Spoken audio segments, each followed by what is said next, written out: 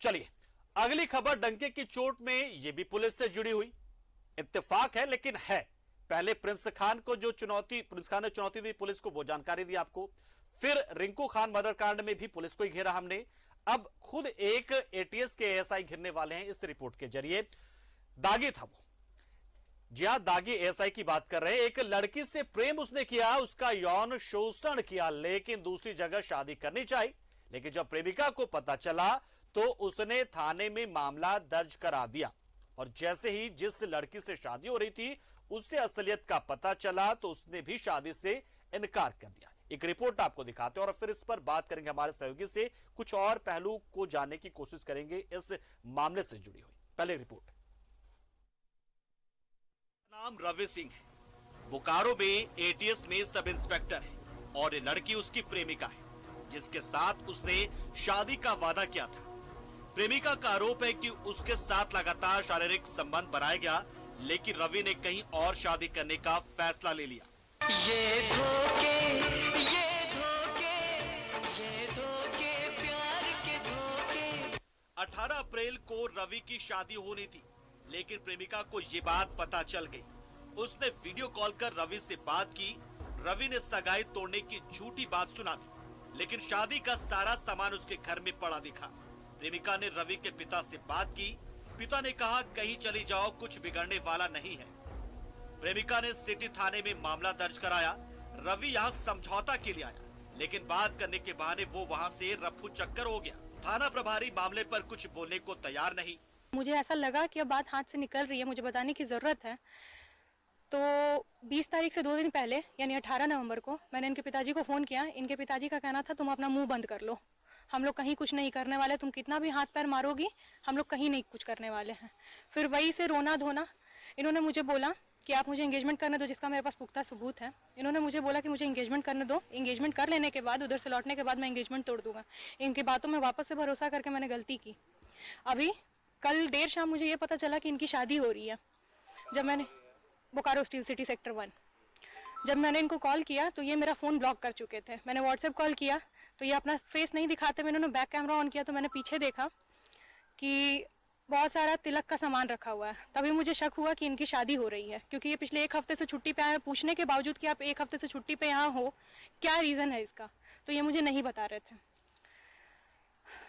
तो अभी मैंने इसके लिए कार्रवाई की है, FIR दर्ज किया है उनके खिलाफ। रवि के फरार होने के बाद प्रेमिका हक्की बक्की रह गई।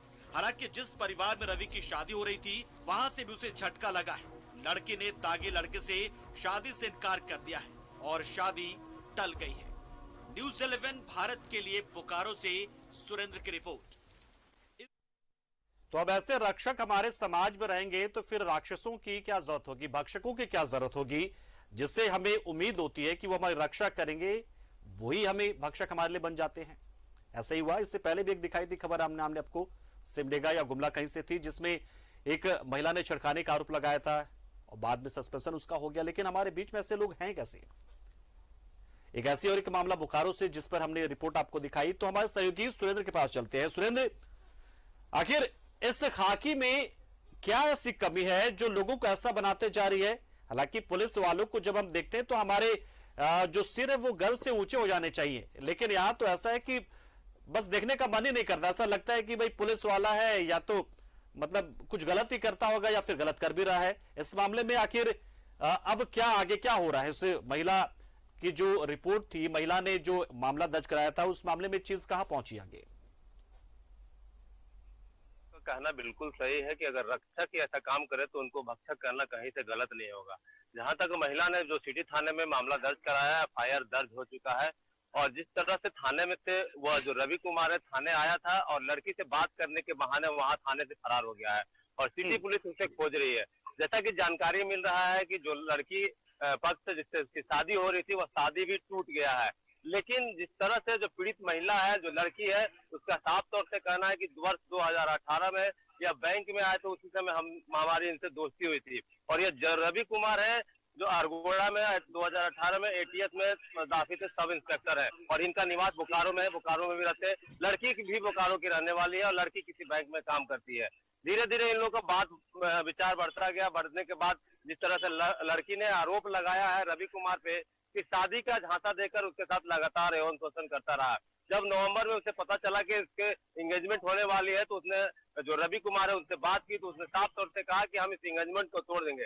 धीरे धीरे बात आगे बढ़ती गई, नवंबर से दिसंबर, जनवरी, और आखिरकार यह लगता है 1 सप्ताह पहले जिस तरह से तिलक हुआ लड़के रवि कुमार का, और लड़की भी बोकारो आई थी। जब उसने वीडियो कॉल किया तो उसे पता चला कि उसके घर में कुछ शादी हो रहा था। तब इसको खनक लगी कि उसकी शादी है, और शादी आज ही थी। हम अपने दर्शकों को बताना चाहेंगे कि शादी आज ही थी और वह शादी टूट गई है। जिसके बाद कल रात में ही वह जो लड़की है सामने जाते हैं, सिटी थाने में मामला दर्ज कराती है। मामला दर्ज कराने के बाद 164 का बयान होना ही था, जाना ही था। तब तक वो जो रवि कुमार है थाने से फरार हो गया। पुलिस उसकी खोजबीन में लगी हुई है। पुलिस को गिरफ्त से बाहर है रवि कुमार। लेकिन जो इस तरह से लगातार पुलिस कर्मियों के ऊपर सवाल उठ रहा है, न सिर्फ बोकारो का, जो झारखंड राज्य में के अन्य जिलों में इस तरह की बातें सामने आ रही है कि पुलिस के द्वारा किसी लड़की के साथ छेड़छाड़, शादी करके छोड़ देना, या फिर शादी के पूर्व जिस तरह से बातें आती है प्रसंग करना, उसके बाद छोड़ देना, तो कहीं से ये उचित नहीं है। जिस तरह से ट्रेनिंग में उनको साफ तौर से समझाया जाता है कि समाज में कैसे रहना, समाज में कैसे सभी चीज को सुकून से रखना है, सब कुछ उनको जिम्मेदारी दी जाती है। बावजूद अगर इस तरह के वह काम करते हैं तो अपने काम जहाँ पर वो स्थापित होंगे तो उनके ऊपर सवाल तो उठता है कि किस तरह से वह काम करेंगे। जी पंकज। चलिए सुरेंद्र, बहुत बहुत शुक्रिया। तो अब जिन रवि कुमार भाई साहब की बात हम करें, जिनकी शादी होने वाली थी, तो शादी तो टूट गई। और हम तो यही चाहेंगे कि रवि कुमार जैसे जो पुलिस वाले हैं उनकी शादी ही ना हो। जो महिला को सम्मान नहीं दे सकता है, महिलाओं की इज्जत नहीं कर सकता है, तो समाज में ऐसे लोगों की तो जरूरत होनी नहीं चाहिए। तो उनकी शादी ना हो, यही हम कामना करेंगे। उन्होंने जिस तरीके से महिला को अपमानित किया है, महिला को शादी का झांसा दिया, यौन शोषण किया, और अब मुकर गया शादी से, तो बहुत ही सैल्यूट करने का मन कर रहा उस महिला को भी जिसको जानकारी मिली कि एक दूसरी महिला के साथ इस रवि कुमार ने ऐसा किया था, उसने शादी तोड़ दी। तो सैल्यूट उस महिला को भी।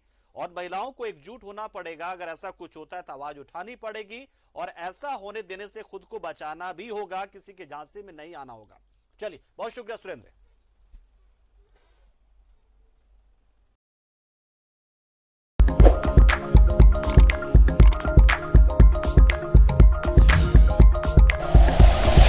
Like and share videos, subscribe करें हमारा चैनल और प्रेस करें बेल आइकॉन। न्यूज़ 11 भारत, सच है तो दिखेगा।